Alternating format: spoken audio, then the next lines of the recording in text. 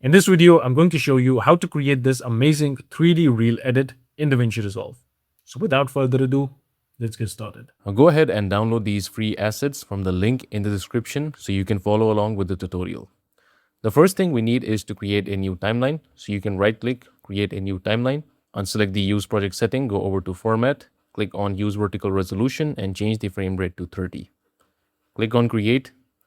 And right here, the first thing we're going to do is drag in a Fusion composition. Right click, open in Fusion page. Now let's go ahead and start adding in our assets. Now the first asset we need to add is our map. So let's go ahead, drag this in, connect this with this image plane, and also add in a merge 3D node. Now while you have this selected, press Ctrl space and search for renderer 3D and connect the renderer 3D with the media out. So here you can see this is our output, but if you click on this merge and press 1 on your keyboard, you will be able to see this preview. So this is how it looks. What we're going to do is go over to the image plane 3D, and in the transform, we're just going to change the rotation for it. So let's go ahead and change the X rotation to 90. So here you can see this is how it looks.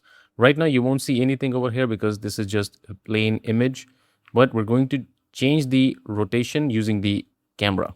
So right here you can go ahead and do that by adding in a camera node, connect this with the merge.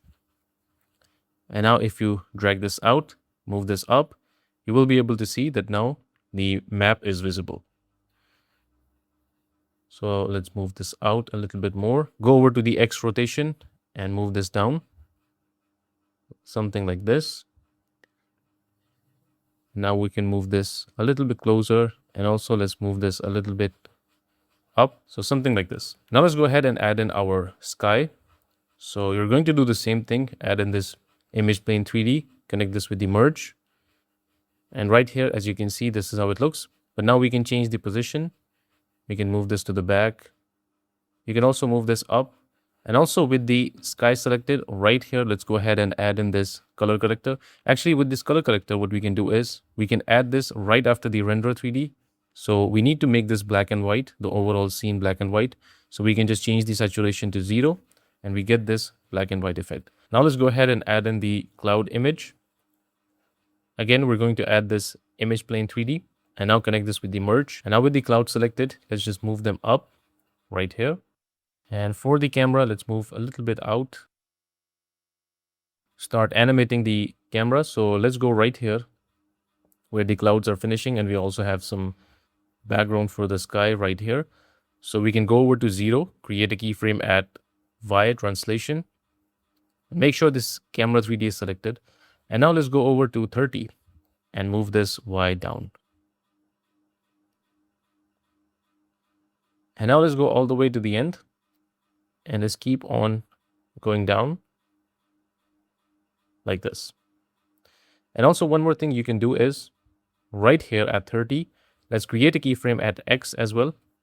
And then we can just go ahead and move this something like somewhere over here. So just slight rotation, as you can see. This will give a nice effect.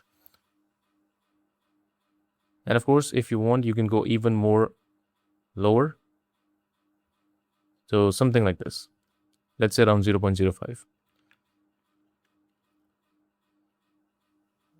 So this is how our animation looks right now.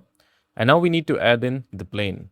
So for the planes, let's go ahead and drag in this plane image and add this image plane 3D and also connect this with the merge. Now let's move this up. So we need to scale this down. So go over to transform and reduce the scale from here. Let's go with 0.05. And right here, you can zoom this into the map. You can also press Alt on the keyboard and use your mouse scroll wheel to rotate. And then right here where we have the clouds, we can just move this plane right here. Move this down as well. By the way, if you want, you can also take this cloud a little bit back. So towards the back, you can move this. So you can always change the position according to how you think it looks good. So now let's go over to the plane. And right here, we're going to add duplicate node. So while you have the image plane 3D selected, press Ctrl space and search for duplicate 3D. Now, while you have the duplicate 3D selected, let's go ahead and change this to 4. Let's change the Y offset.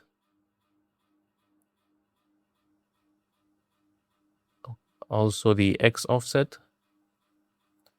And especially the Z offset. So you will get something like this. And now you can also reduce the scale, or actually increase the scale. That's up to you. And go over to the jitter. And from here, you can change the X. So this will give a something like this, a look something like this.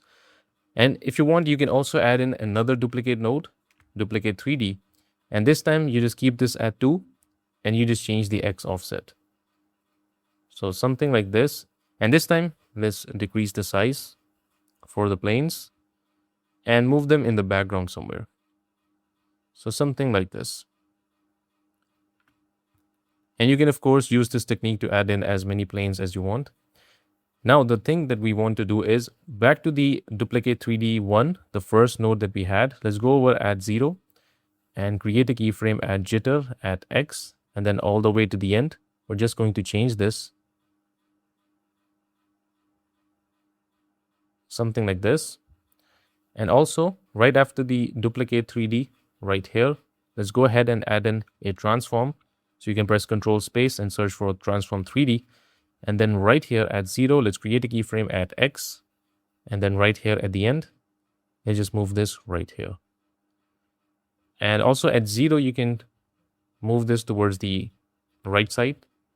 So if you play the whole thing, you will see this is how it looks. And let's go over to spline. And right here for the camera, let's select this.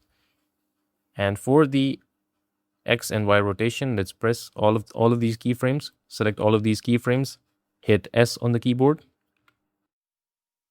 So here you can see this is how it looks. All right, so the next thing we can do is right here after the color corrector, let's press Control Space and search for grain. So this will add in a nice vintage effect. And then right here with the grain selected, press Control Space and search for flicker addition. So this will give a flicker effect, just like we see in the movies. And you can decrease the size from here, or you can say the flicker from here. Let's just decrease the speed and also the range.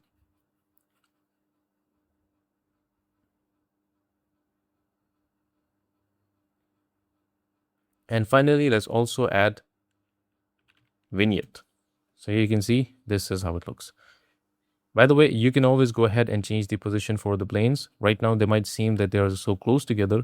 So you can always go over to the duplicate again. And then right here, you can go over to the controls and again, change the Z if you want. So this is up to you. And now let's go back to the timeline. And right here, I have this plane SFX. Drag this in and cut this from here. And then right here, I'm going to create this fade in and a slight fade out at the end.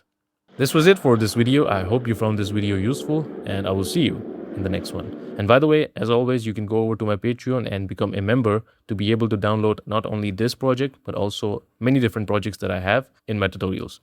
And if you're looking for templates to speed up your editing process in DaVinci Resolve, you can go over to the link in the description and click on this link for Neo Edit FX. You can go over to Neo Edit FX and download their templates such as text animation, captions, motion graphics, transition effects, etc. So this will make your editing speed much more faster. So this was it for this video. I hope you found this video useful and I will see you in the next one.